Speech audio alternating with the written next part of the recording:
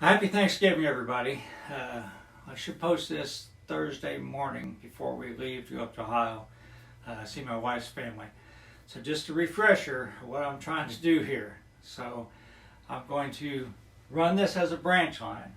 We'll come out of the staging yard, which is hidden behind this panel. We'll come into Chillicothe, and I'm going to switch the two industries that are trailing point industries, which are Wherever and Union Spring at that point. Any other cars for Chillicothe, I'm just going to leave here and switch them on the way back. So let me pan around.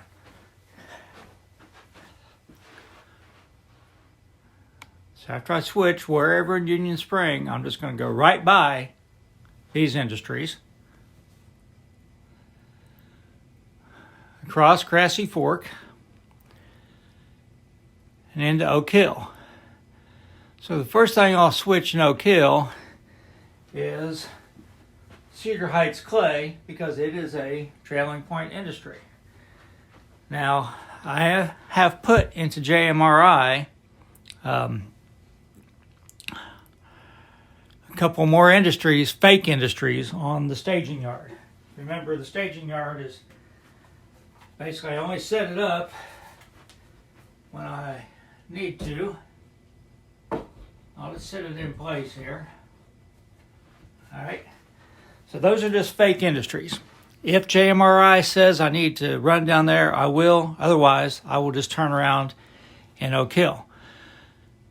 So I'll run around in Oak Hill. At that point, I will switch the two industries that are now trailing point, which are Davis Fire Brick here and the scrapyard over there.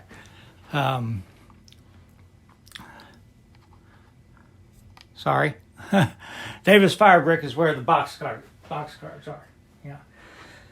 Okay, so after I'm done in Oak Hill, run back across Grassy Fork, back into Chillicothe, where I will switch industries that are now trailing point, which would be ITT Grinnell, Miller Distribution, Team Track, and General Chemical. At that point, I'll put the train back together, head back to staging. The day is done. So I'm having a problem getting this all set up in JMRI, which is why I'm filming this.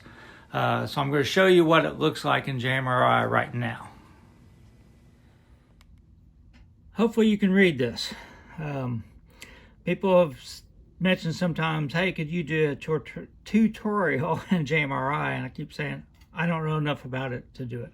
I could help basic setup, but I run into problems that I have no idea how to solve, and the manual doesn't help me, and I've joined forums and asked questions, and it's sort of like when you have a computer question and you're on the phone to the technician, at least at work. If they can remote into your computer, they can see what's going on, but to try to describe it and have somebody give you a written explanation back, I haven't been able to figure it out. So enough of that. So this is the combined train. So basically the first thing it's going to do is it's going to switch the two industries. You know, it said Union Spring and Wherever. No problem. This is what it picks up from the yard. That comes down to Douglas Avenue, Wherever, and Union Spring. Then it goes to Oak Hill. I'm switching Cedar Heights and Davis Fire Brick. For the longest time, I wasn't switching Cedar Heights. I was only switching the scrapyard and Davis Fire Brick. I just kept running train after train after train, just like I said, ghost trains. I just set them up, finally figured out what it was. So this particular train doesn't switch the scrapyard, but it's okay. I'm not going to switch every industry every time. No railroad does that. You know, there's some industries that are small, might only get switched once a week or a couple times a week. I'm okay. When I come back into Chillicothe, it says no work at Douglas Avenue. That means I'm not switching ITT Grinnell, not switching General Chemical, Miller Distribution, Team Track, none of that. I'm having a problem on the return back. When I do switch something, it's only ITT Grinnell. I'll switch ITT Grinnell over and over and over and over and never switch any of the rest of them. Cannot figure it out. I keep changing the number of car moves. I think maybe I'm limiting that it's running out of potential moves before I get there, and so I keep upping that. and it hasn't affected it at all. So I'm going to run this train like it is. I'm going to keep playing with it, but what my feeling is right now, until I figure it out, is I may run every other train to Oak Hill, and then I might just run Chillicothe the next train, then Chillicothe and Oak Hill together, because I think, that's the way a real short line does it, and that's actually why Oak Hill is abandoned. The Jackson and Wellston still serve business, but as service deteriorated to Oak Hill, then the industry started switching to trucks. They said, well, if I'm only going to get switched once a week, then I'll just go to trucks completely. But then the railroad said, well, okay, if we're going to go to trucks completely, we'll just abandon the line. And that happens over and over and over. As short lines can't really afford to go, down to a small town with one industry every day, then that industry just says, well, I can't handle once a week, so I'm just going to switch to trucks. And unfortunately, that's what happens all the time. So I may just have to say, okay, well, this is a branch line, but they only do Oak Hill 3 times a week or something like that until I figure it out. Hopefully I'll be able to figure it out, because the first time you saw me do this, I just made up the train to Oak Hill. I didn't have it in JMRI. Actually, I think I did have JMRI, but I didn't switch Cedar Heights. I switched. Remember, I said there's no work at Cedar Heights. It's just Davis Fire Brick in the scrapyard. So I keep playing with cars around, and hopefully I'll figure it out. If I do, I'll let you know what it is. But man, JMRI is fantastic for keeping track of your cars and setting up your switch list. But it's like any other computer. If you put junk in, you're going to get junk out. And evidently, I'm putting junk in. So we'll go ahead and run this train like it is. And if you have any questions, let me know. All right, welcome to take 2. I had Ferdinand on the back porch with me, and he was really noisy. So I finally decided I'd just record it over. Of course, now I'm inside and there's a train going by. That's the way it works. So we're pulling into town. First thing we're going to do is swap out the 2 boxcars behind the GP7 for the 2 in wherever.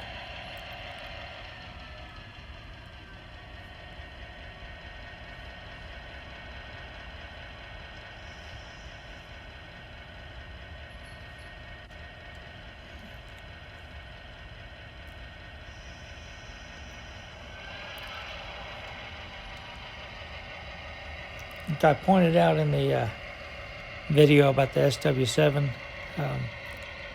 if you ever see like a little jump or something, that means I edited it. The engine didn't stall, but man, sometimes the couplers in those Athearn N-scale cars are really hard to get uncoupled with the microchains couplers. They do fine coupled to each other, but they'll pull well, they'll couple okay, but getting them uncoupled is a chore sometimes. And that second boxcar is an Athearn car.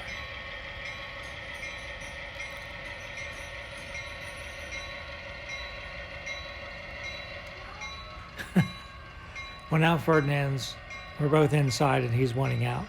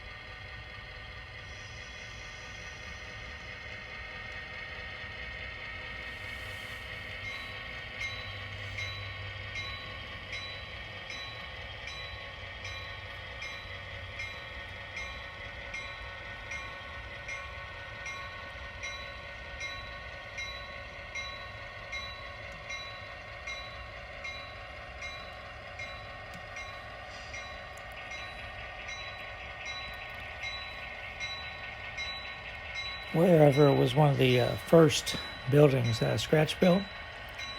When I did that, I wasn't really aware that railroads tried to put doors a set distance apart so they wouldn't have to uncouple the cars. Now the old warehouses, they'd be 40 feet apart because you had 40-foot boxcars. So I really didn't pay much attention to it. I knew I just wanted 2 doors. So I had to uncouple the car in spot 2 and pull forward like 10 or 15 feet.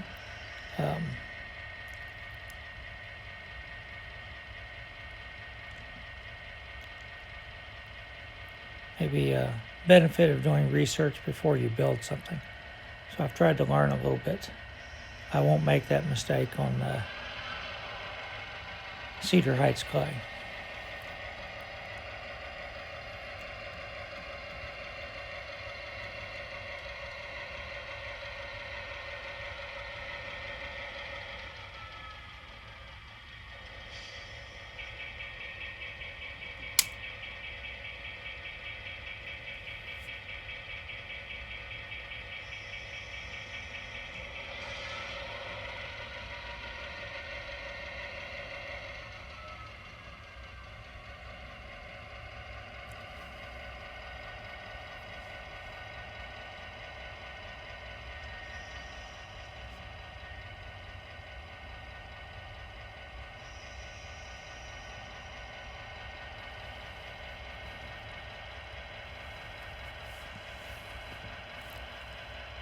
So I'm going to pull the whole train forward, and then I'll come down the passing siding with the 2 boxcars that I'm going to leave in Chillicothe to pull the empty gondola from Union Spring.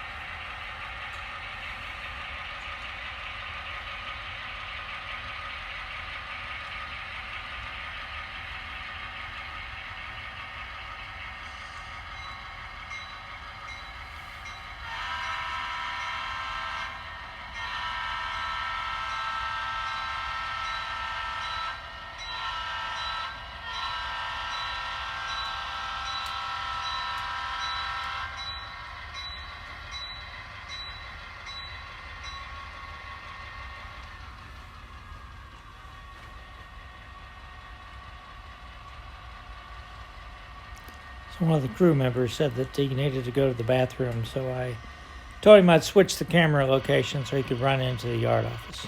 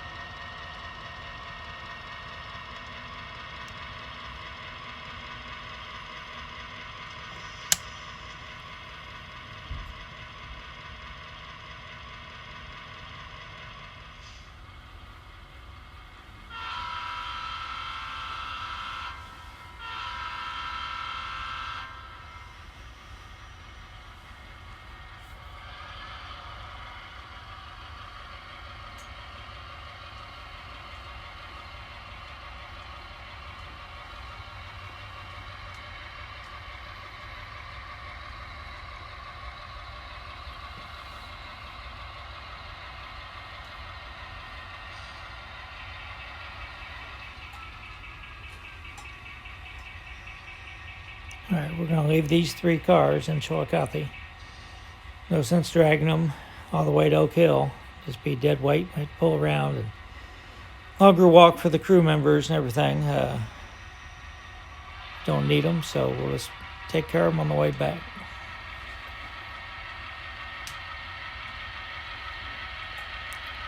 So we have basically 4 cars going to Oak Hill. I have 3 for Cedar Heights and 1 for Davis Fire Brick. We're not switching the scrapyard today.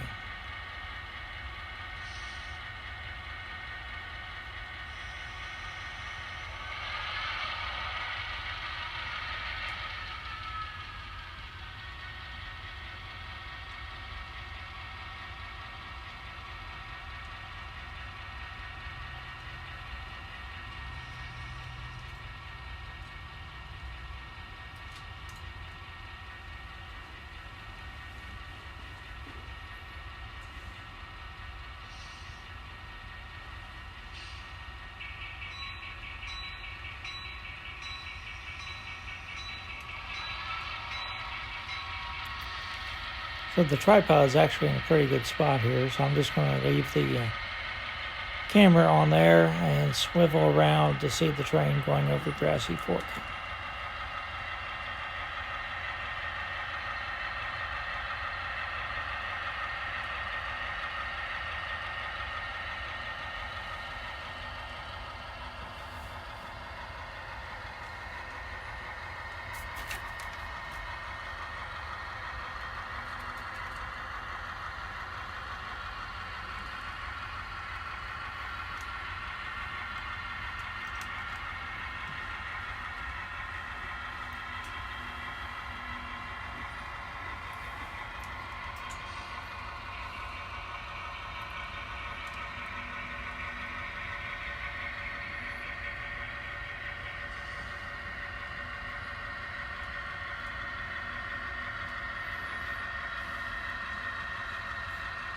The train's coming into Oak Hill. You can see I've got the walls to the gas station glued together and painted. I'm thinking about putting it at an angle there in that corner. It'll take up more real estate that way if I do it. But I think that's actually sort of the way the rear one was. It needs to be farther away from Main Street though. So we're going to end it here and pick up in part 2. So hope everybody enjoyed this. And apologize for the long talking at the beginning. Just want you to understand what's going on. So everybody stay safe.